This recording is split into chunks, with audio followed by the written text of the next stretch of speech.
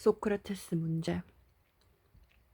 어느 시대에서든 최고의 현인들은 삶에 대해 똑같은 판단을 내린다. 삶은 무가치하다고. 어느 시대, 어느 나라를 막론하고 우리는 현인들의 입에서 똑같은 소리를 듣는다.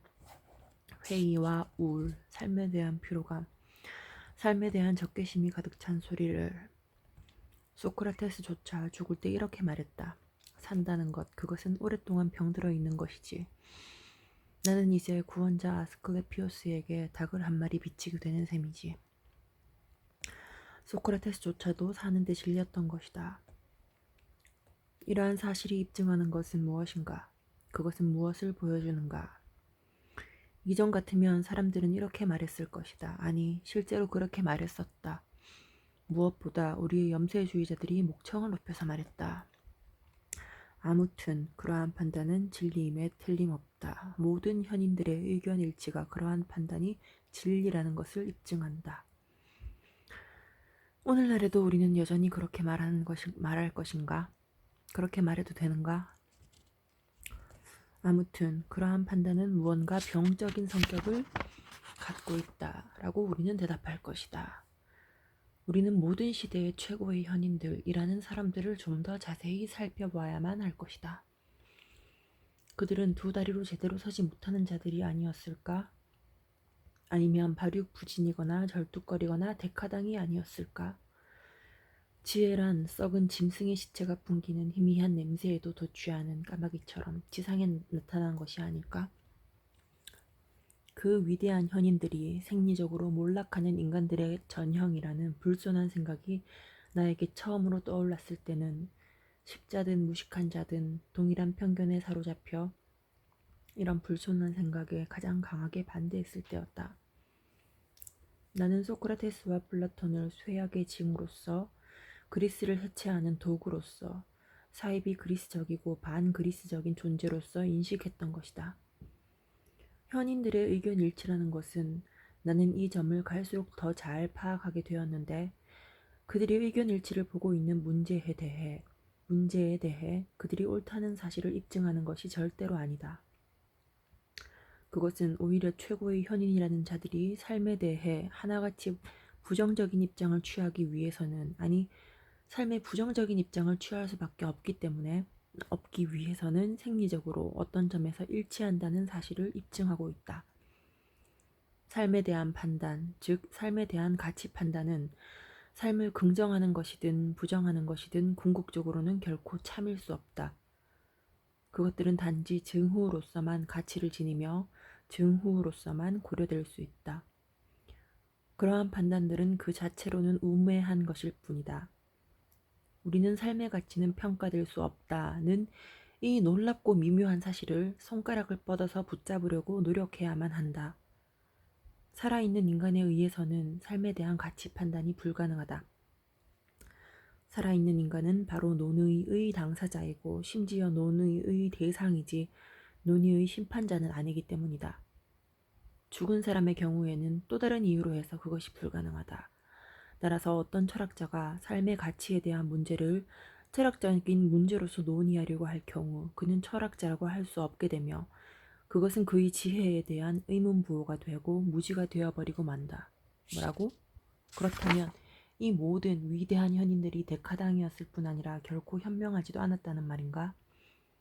아무튼 소크라테스의 문제로 다시 돌아가자. 소크라테스는 출신 성분으로 볼 때 가장 낮은 민중에 속했다. 곧 소크라테스는 천민이었던 것이다. 그가 얼마나 추남이었는지는 잘 알려져 있으며 오늘날에도 우리 자신이 확인할 수 있다. 그런데 못생겼다는 것은 그것만으로도 비난을 불러일으키지만 그리스인들에게는 거의 스스로를 반박하는 것이었다. 소크라테스는 과연 그리스 사람이었을까? 못생긴 외모는 흔히 혼혈의 표시이자 혼혈로 인한 발육불량의 표시다. 그렇지 않다면 그것은 진행되고 있는 쇠퇴의 표시다. 범죄학자들 가운데 인류학을 하는 사람들의 말에 의하면 전형적인 범죄자는 추하게 생겼다고 한다. 곧 외모도 괴물, 정신도 괴물이라는 것이다. 그런데 범죄자란 일종의 데카당이다.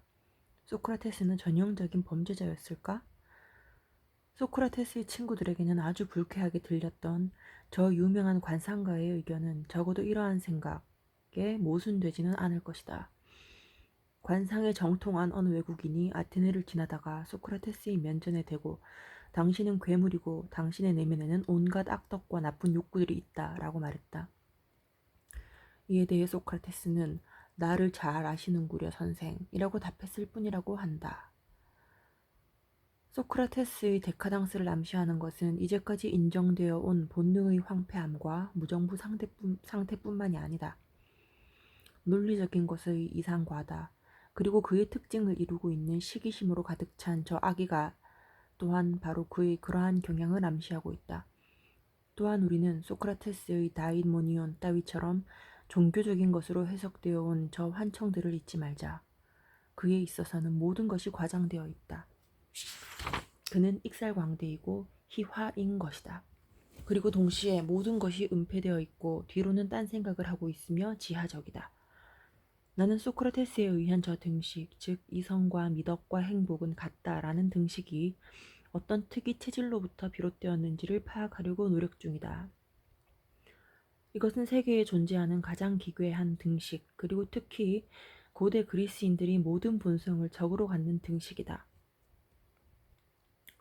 소크라테스와 함께 그리스인들의 취향은 변증법의 호의적인 방향으로 급격하게 변화되었다. 그때 도대체 무슨 일이 일어났던 것일까? 무엇보다도 먼저 고기위한 취향이 패배하고 있었다. 변증법과 함께 천민이 올라서기 시작하는 것이다. 소크라테스 이전의 훌륭한 사회에서는 변증법적 수법이 배척되었다. 변증법은 하류의 수법으로 간주되었다. 그것은 사태를 노골적으로 까발렸기 때문이다. 젊은이들은 그런 수법에 물들지 않도록 경고를 받았다. 또 자신의 근거를 그런 식으로 드러내는 것을 사람들은 신뢰하지 않았다. 정당한 일들은 정당한 사람들과 마찬가지로 자신의 근거를 그런 식으로 내보이지 않는다. 다섯 손가락 전부를 내보이는 것은 점잖은 일이 아니다. 스스로를 먼저 증명해야만 하는 것은 거의 무가치하다. 권위가 아직 좋은 습속을 이루고 있고 사람들이 논증하지 않고 명령을 내리는 곳에서는 변증가라는 것은 일종의 어릿광대에 불과하다. 그는 웃음거리가 될 뿐 사람들은 그를 진지하게 대하지 않는 것이다. 소크라테스는 사람들로 하여금 자신을 진지하게 대하도록 만들었던 어릿광대였다. 그런데 그때 실제로는 무슨 일이 일어나고 있었던가? 사람들은 다른 방법이 없을 때 변증법을 선택한다. 사람들은 변증법이 불신을 불러일으키고 다른 사람들을 거의 설득하지 못한다는 사실을 알고 있다. 변증가가 불러일으키는 효과만큼 쉽사리 사라져버리는 것은 없을 것이다. 그 사실은 어느 연설 모임에 가서 보더라도 알 수 있다. 변증법이란 다른 어떠한 무기도 가지고 있지 않은 자들이 지닌 최후의 수단일 뿐이다. 사람들은 자신의 권리를 무리해서라도 지켜야만 하는 경우가 있다. 그럴 필요가 있을 때까지는 아무런 변증법을 사용하지 않는다. 바로 그 때문에 유대인들은 변증가였다. 여우 라우네케도 변증가였다. 뭐? 그렇다면 소크라테스도 변증가였단 말인가? 소크라테스의 반어법은 반항의 표현일까? 천민이 갖는 원한의 표현일까? 억압받는 자로서 그는 3단 논법이라는 비수로 찌르면서 자기 나름의 잔인함을 즐기는 것일까? 그는 자신에게 매료된 귀족층에게 복수를 하고 있는 것일까? 어떤 사람이 변증가라면 그는 무자비한 무기를 하나 소유하고 있는 것과 같다. 그것으로 그는 폭군으로 군림할 수 있다. 그는 상대방을 압도해버리는 방식으로 상대방의 무지를 폭로한다.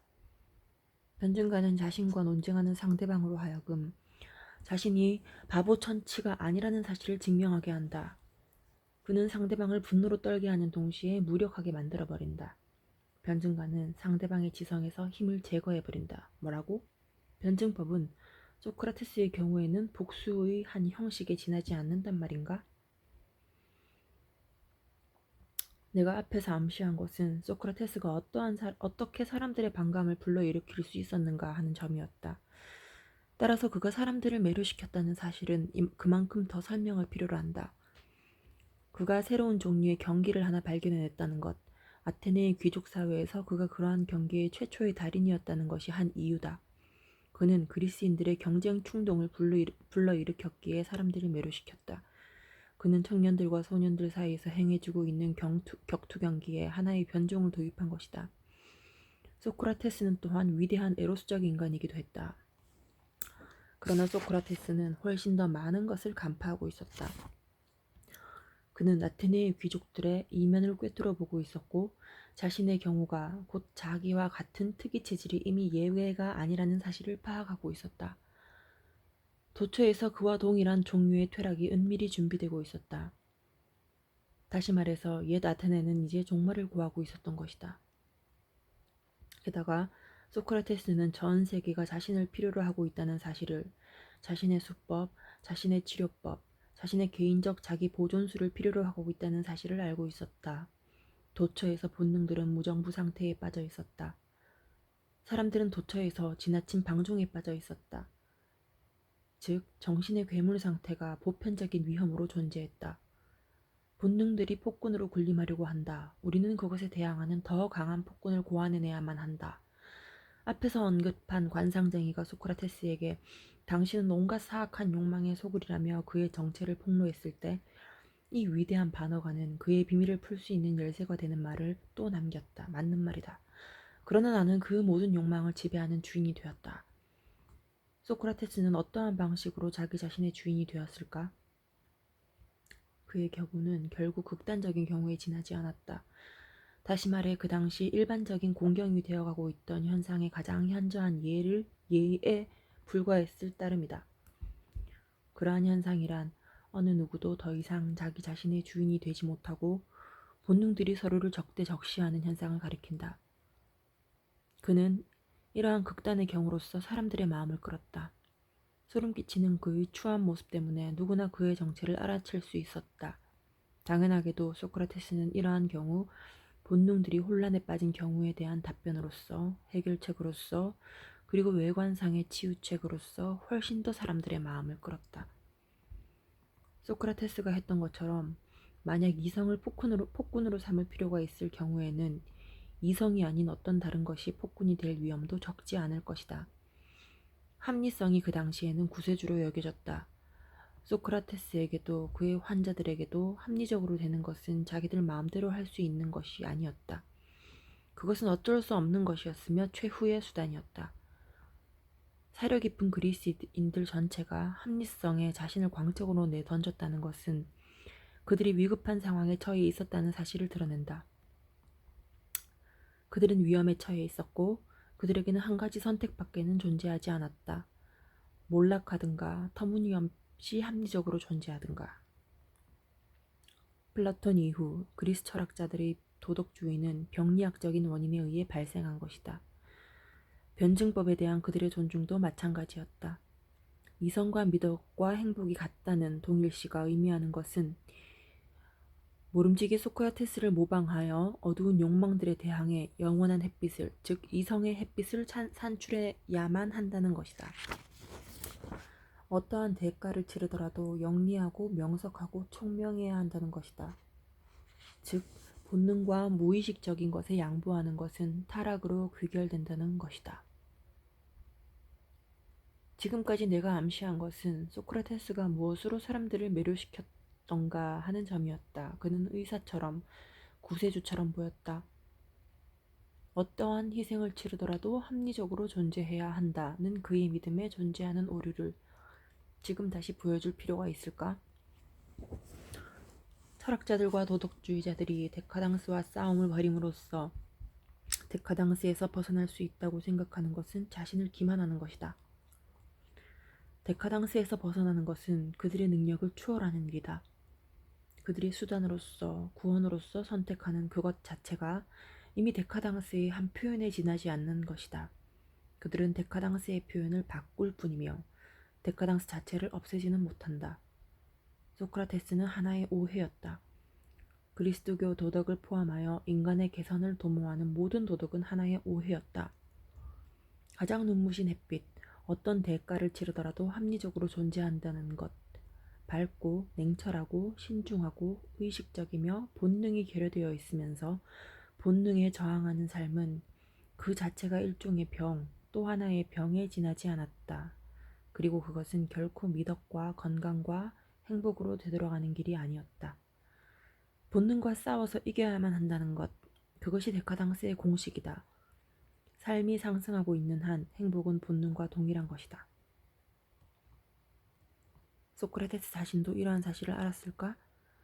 자신을 기만하는 모든 인간들 가운데 가장 영리했던 이 사람은 죽음에 임하는 용기가 보여주는 지혜로 그는 마침내 그러한 사실을 자기 자신에게 말했던가? 소크라테스는 죽기를 원했다. 그에게 독배를 준 것은 아테네가 아니라 그 자신이었다. 그는 아테네가 그에게 독배를 주지 않을 수 없게 만들었다. 그는 소크라테스는 의사가 아니다 라고 나직히 자신에게 말했다. 죽음만이 여기서는 의사인 것이다. 소크라테스 자신은 오랫동안 병들어 있었을 뿐이었다.